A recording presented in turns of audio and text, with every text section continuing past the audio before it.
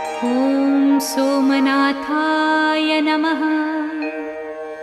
ॐ मल्लिकार्जुनाय नमः। ॐ महाकालेश्वराय नमः।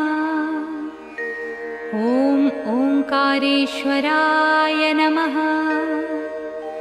ॐ वैद्यनाथाय नमः। ॐ भीमशङ्कराय नमः। ॐ रामेश्वराय नमः। ॐ नागेश्वराय नमः। ॐ विश्वेश्वराय नमः। ॐ त्र्यम्बकेश्वराय नमः। ॐ केदारेश्वराय नमः। ॐ भुस्मेश्वराय नमः।